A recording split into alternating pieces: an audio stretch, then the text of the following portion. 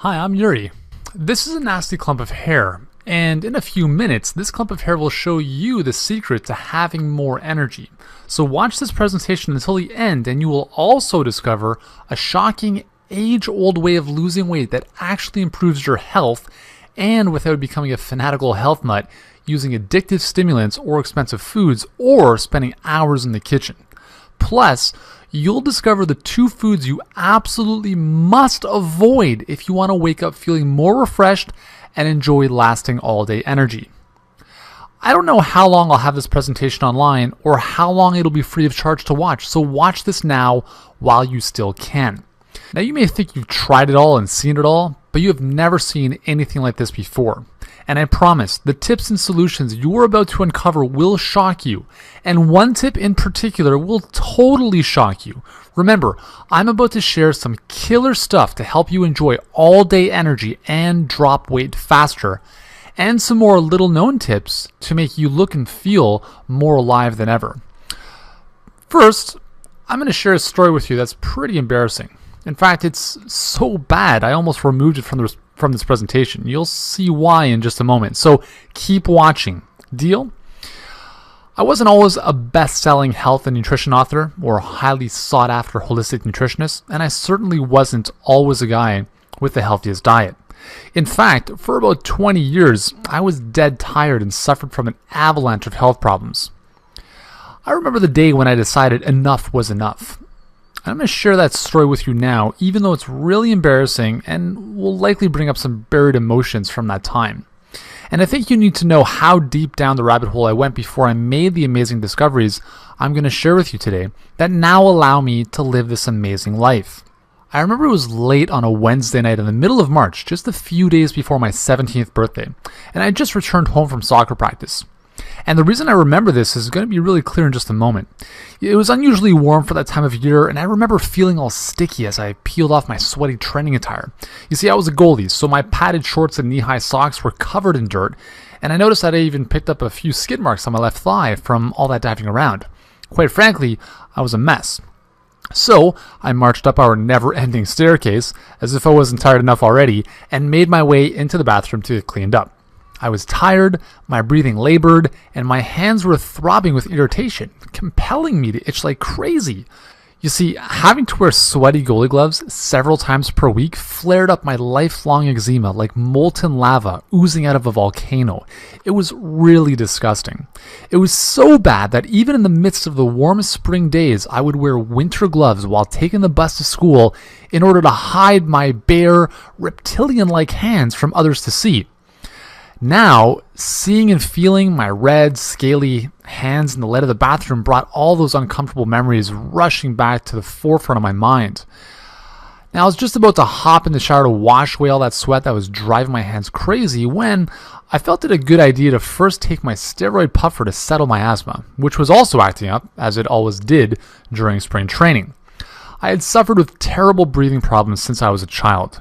So much so that when I was really young, I required one of those vaporizer masks injected with steroids just to keep my airways open. So playing sports with my friends in those days was close to impossible. And that night, I couldn't help wonder if my chances of playing the sport I loved, soccer, would be cut short because of my incessant breathing problems. I so desperately wanted to last an entire training session or 90-minute game without having the safety net of knowing my puffer was right beside the goalpost, just in case. As I stared at my reflection in the bathroom mirror, it felt like my life was on hold because of my health problems. My eczema, the asthma, and an unexplainable lack of energy seemed to dictate what I could and could not do. I was sick and tired of feeling like I was 20 years older than I really was. I was fed up feeling tired all day long in spite of sleeping 10 to 12 hours a night. I was 17, damn it. I should have been full of energy and feeling great. Yet I wasn't, not by a long shot. Instead, each morning I had to peel myself out of bed feeling as though I had just been through an entire bottle of tequila the night before. Plus, I didn't drink coffee, so even that couldn't give me a quick, albeit short-term, jolt of energy. At this point in my life, I thought that things couldn't get worse, although they were about to, and I'll share that with you in a moment. And perhaps you can relate to that feeling of knowing you need to change too. With all my health issues, I knew I was in a position where I needed to change, but one more thing had to happen before I really got it.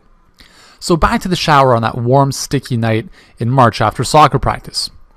I was in the shower and I grabbed the shampoo from within the basket hanging from the shower head, squirted the gel into my hands, and began washing my hair. And then it happened. As I massaged the foamy shampoo into my flowing brown hair and then rinsed it away, a feeling of rejuvenation and hope washed over my body. Something about that warm, soapy water felt really good. Then I opened my eyes, and in my hands I noticed a mountain of hair. I couldn't believe what I was seeing. I was shocked. I was confused, and I was certainly scared out of my mind. I thought, did I have some kind of disease? What the heck is going on here? I immediately jumped out of the shower and toweled off, and again noticed more hair sticking to the fibers of my wet towel. In a panic, I rushed over to the mirror to investigate more closely. Once again, I was shocked by what I uncovered just above my left ear. It was a bald patch the size of a quarter. I hadn't noticed it until now since my longer hair normally covered up that spot on my head. I guess it must have just started falling out. Yet no one in my family had ever had any hair loss problems, certainly not at 17 years of age. So I was dumbfounded by what was happening to me. By the next morning, my pillow was covered in hair. Just a few weeks later, all of the hair in my head had fallen out. So too had my eyebrows and eyelashes. You wouldn't believe the stares I got from my classmates and even my soccer teammates. I felt like an outcast. Maybe they thought I was contagious. I don't know. Either way, I felt alone, as usual. And considering this all happened in my senior year of high school made the whole situation that much worse. I guarantee you, when I tell you I hit rock bottom, my rock bottom was pretty freaking low. Pretty freaking low.